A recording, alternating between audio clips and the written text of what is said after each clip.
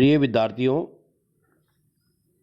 मैं मनमोहन मीना, सह आचार्य भूगोल, बीए पार्ट सेकंड भूगोल की ऑनलाइन क्लासों में आज प्रायोगिक भूगोल यानी प्रैक्टिकल्स की हम चर्चा शुरू करेंगे।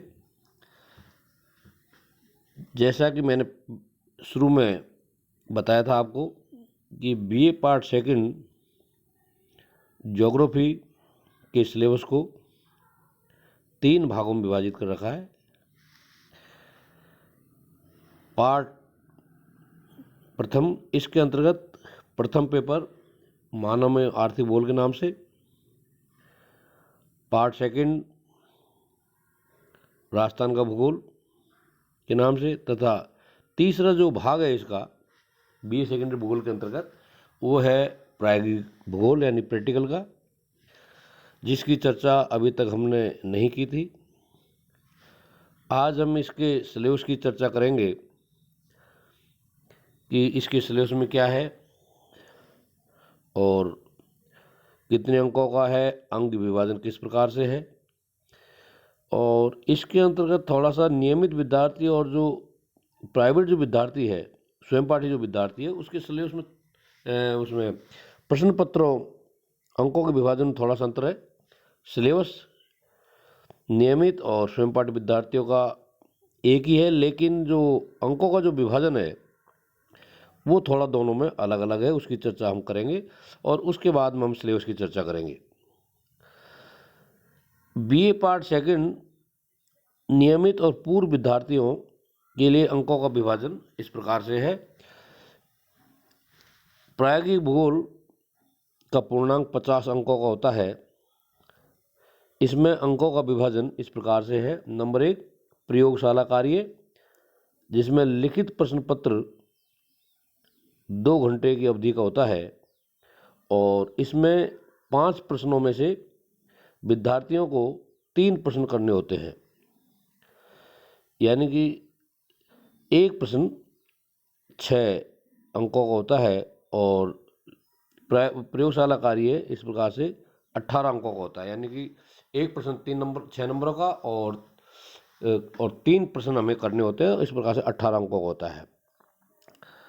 दूसरा जो विभाजन पार्ट है, इसमें है क्षेत्र सर्वेक्षण और मौखिक 2 घंटे का, यह 12 अंकों का होता है, जिसमें क्षेत्र सर्वेक्षण 8 अंकों का तथा मौखिक 4 अंकों का होता है। तीसरा अभिलेख कार्य और मौखिक 1 घंटे का, ये भी 12 अंकों का होता है। अभिलेख कार्य 8 अंकों का और उसमें मौखिक कार्य जो है 4 अंकों का पूछा जाता है। और चौथा जो पार्ट है क्षेत्र प्रतिवेदन सर्वेक्षण प्रतिवेदन तथा मौखिक 1 घंटे का, 6 + 2 यानी 8 अंकों का। इस प्रकार से ये 50 अंकों का होता है। और जो अंकों का विभाजन है लिखित प्रश्न पत्र, क्षेत्र सर्वेक्षण और मौखिक, अभिलेख कार्य मौखिक और सर्वेक्षण प्रतिवेदन और मौखिक आदि में जो है ये विभाजित होता है। इस प्रकार से 50 अंकों का होता है। थोड़ा सा नियमित विद्यार्थियों के अलावा जो स्वयं पाठी विद्यार्थी होते हैं उनके लिए इसमें अंकों का थोड़ा सा विभाजन चेंज है, जिसको हम अभी मैं बताता हूँ। स्वयं पाठी जो विद्यार्थी है इसमें प्रयोगशाला कार्य लिखित प्रश्न पत्र 2 घंटे की अवधि का होता है और इसमें 5 प्रश्नों में से परीक्षार्थियों को 3 प्रश्न करने होते हैं और यह 24 अंकों का होता है। इस प्रकार से एक जो प्रश्न है 8 अंक का होता है। स्वयं पाठी विद्यार्थियों के यहाँ पर 6 अंक का होता था एक प्रश्न, और यहाँ 8 अंकों का होता है स्वयं पाठी विद्यार्थियों के लिए। तो 3 प्रश्न करेंगे तो 24 अंकों का हो जाएगा। और नंबर 2 है क्षेत्र सर्वेक्षण और मौखिक 2 घंटे का, यह 12 अंकों का होता है। रेगुलर विद्यार्थियों को 12 अंकों का होता था। 8 + 4 यानी क्षेत्र सर्वेक्षण 8 नंबर का और उसमें मौखिक 4 नंबर का, इस प्रकार 12 अंकों का हो गया। और तीसरा जो पार्ट है अभिलेख कार्य और मौखिक 1 घंटे का, ये 14 अंकों का होता है। अभिलेख कार्य 10 अंकों का तथा मौखिक 4 अंकों का। इस प्रकार से इसका टोटल पूर्णांक है 50 नंबरों का होता है। तो प्राइवेट विद्यार्थी और रेगुलर विद्यार्थियों में के जो अंकों का वितरण है उसमें केवल इतना सा अंतर है कि उसमें रेगुलर जो विद्यार्थी है, नियमित विद्यार्थी, उनमें सर्वेक्षण, प्रतिवेदन तथा मौखिक कार्य 8 अंकों का होता है और प्राइवेट विद्यार्थियों के लिए ये नहीं होता है। अभिलेख कार्य भूगोल बीए पाठ द्वितीय की निर्धारित अभ्यास पुस्तिका पर किया जाएगा और 20 विद्यार्थियों के बैच बना करके अध्ययन कार्य करवाया जाता है। तो ये रहा बीए पार्ट सेकंड प्रायोगिक भूगोल में अंकों का वितरण, यानी बीए पार्ट सेकंड भूगोल के अंतर्गत 50 अंकों का होता है और उसमें अंकों का विभाजन विभिन्न प्रकार से होता है, उसका हमने चर्चा की। अब हम इसके सिलेबस की चर्चा करते हैं कि इसमें सेकेंड ईयर में सिलेबस में ज्योग्राफी के प्रायोगिक प्रैक्टिकल सिलेबस में क्या रखा गया है उसकी हम चर्चा करते हैं। इसके अंतर्गत पहले जो है चैप्टर है उसमें मानचित्र कला, इसमें हम चर्चा करते हैं मानचित्र कला। पहला जो चैप्टर हुआ है मानचित्र कला के प्रतीक चिन्हों के प्रकार एवं उनका उपयोग, बिंदु, रेखीय एवं क्षेत्र के प्रतीक चिन्ह। पहला जो चैप्टर है वो है मानचित्र कला के प्रतीक चिन्हों के प्रकार एवं उनका उपयोग, बिंदु, रेखीय एवं क्षेत्र के प्रतीक चिन्ह। दूसरा जो चैप्टर है वो है वितरण मानचित्रों का वितरण, मात्रात्मक एवं गुणात्मक। वितरण मानचित्रों का वर्गीकरण जब हम करते हैं तो इसके दो मुख्य जो भाग है मात्रात्मक, गुणात्मक, और इसके अलावा भी इसके फिर विभिन्न प्रकार के जो है विभाजन होकर के वितरण मानचित्रों का अलग अलग प्रकार से हम इसका अध्ययन करेंगे। जब हम अध्ययन करेंगे तो इसके गुणात्मक और मात्रात्मक जो वर्गीकरण है उनका भी हम डिटेल अलग अलग विभाजन करके अध्ययन करेंगे। तीसरा जो चैप्टर है आरेख एवं प्रतीक। आरेख और प्रतीकों को 3 भागों में विभाजित कर रखा है। नंबर 1 एक बीम आरेख, इसमें रेखिक, ग्राफ, दंड और पिरामिड 4 प्रकार के आरेख हैं जो हमारे सिलेबस में है। एक बीम आरेख में रेखिक, ग्राफ, दंड और पिरामिड आरेख 3 है इसमें। और ग्राफ बीम आरेख में दूसरा जो चैप्टर है इसके अंतर्गत वो है द्विबीम आरेख, चक्रारेख, वृत्त आरेख, वर्ग आरेख और आयताकार आरेख। 4 प्रकार के आरेख द्विबीम आरेख में है। और त्रिबीम आरेख में 2 प्रकार के आरेख इसमें हमारे सिलेबस में सम्मिलित किए गए हैं, गोलीय एवं घन आरेख।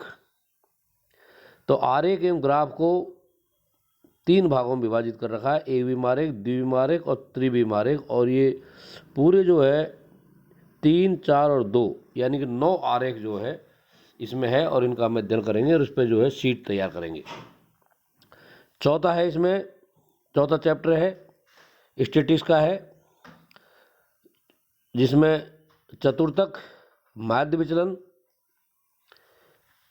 व प्रमाप विचलन। सांख्यिकी में 3 चैप्टर है। इसके जो पहले के जो चैप्टर है माध्य, माध्य का बहुलक, वो फर्स्ट ईयर में के सिलेबस में सम्मिलित थे, उनका अध्ययन हमने फर्स्ट ईयर में किया था। और सेकंड ईयर के अंतर्गत जो स्टैटिस्टिक्स के अंतर्गत है चतुर्थक, माध्य विचलन व प्रमाप विचलन इसमें सम्मिलित है। 5वां जो चैप्टर है वो है इसमें मौसम मानचित्रों का अध्ययन एवं उनकी व्याख्या। मौसम मानचित्रों का अध्ययन एवं उनकी व्याख्या, जिसमें जनवरी और जुलाई के महीनों के जो मानचित्र है जो मौसम विभाग इनको लेता है तो उनके आधार पर उनका अध्ययन किया जाता है कि कितना तापमान, समताप रेखा क्या स्थिति है, बादलों की क्या स्थिति, विभिन्न प्रकार की चीज़ें इसमें जो है अध्ययन की जाती है। छठा जो प्रकार है वो है जलवायु मानचित्र एवं आरेख, इसके अंतर्गत सम्मिलित है जलवायु आरेख एवं जलवायु मानचित्र एवं आरेख। इसमें सममाप रेखाएं, पवन आरेख, क्लाइमोग्राफ और हिदरोग्राफ, ये 4 प्रकार के आरेख हैं। जलवायु मानचित्र एवं आरेख के अंतर्गत सममाप रेखाएं, पवन आरेख, क्लाइमोग्राफ और हिदरोग्राफ। 7वां जो चैप्टर है इसमें सम्मिलित किया गया है वो महत्वपूर्ण है, वो है समपटल सर्वेक्षण, जिसके अंतर्गत हम विकिरण एवं प्रतिच्छेदन विधियों के अध्ययन करेंगे। समपटल सर्वेक्षण में यानी प्लेन टेबल सर्वे में हम जो है फील्ड में जा कर के अध्ययन करते हैं और इसमें 20-20 लड़कों के बैच के साथ में इनका सर्वे कराया जाता है। और समपठन सर्वेक्षण के अंतर्गत विकिरण और प्रतिचंद्र विधि को ही हमारे सिलेबस में सम्मिलित किया गया है। और 8वां जो चैप्टर है वह किसी ग्राम अथवा नगर के वार्ड का सामाजिक आर्थिक सर्वेक्षण। किसी ग्राम अथवा नगर के वार्ड का सामाजिक एवं आर्थिक सर्वेक्षण यह केवल नियमित विद्यार्थियों के लिए होता है। प्राइवेट विद्यार्थियों के लिए आर्थिक सामाजिक सर्वे सिलेबस के अंतर्गत नहीं है। केवल रेगुलर जो विद्यार्थी है वही जो है इसको इस पर एक फाइल तैयार करते हैं और ये 8 अंकों का होता है। इस प्रकार से जो 8 मुख्य चैप्टर इसमें सम्मिलित किए गए हैं बीए पार्ट सेकंड भूगोल प्रायोगिक के अंतर्गत, इसका हम एक एक करके अध्ययन करेंगे, क्योंकि हमने फर्स्ट पेपर मानव एवं आर्थिक भूगोल का लगभग 60% सिलेबस हमने कर लिया है और राजस्थान का भूगोल जो द्वितीय पेपर है उसका भी हमने 60% के लगभग सिलेबस या ज़्यादा सिलेबस हमने कर लिया है। तो थोड़ा हम बीच में प्रैक्टिकल की चर्चा कर लें, प्रायोगिक कार्य की चर्चा करें। तो इसके अंतर्गत हम जो अगली जो क्लास होगी इसके अंतर्गत हम समपटल सर्वेक्षण यानी कि जो इसका 7वां जो चैप्टर है समपटल सर्वेक्षण विकिरण प्रतिशत विधियों की चर्चा करेंगे, जिसमें समपटल सर्वेक्षण के अंतर्गत प्लेन टेबल सर्विस के अंतर्गत हम क्या फील्ड में कौन कौन सी चीज़ें ले जाएंगे और किस प्रकार से कौन कौन से उपकरण जो इसमें उपयोग में लिए जाते हैं और नेक्स्ट क्लास के अंदर उनकी विभिन्न विधियों की चर्चा करेंगे।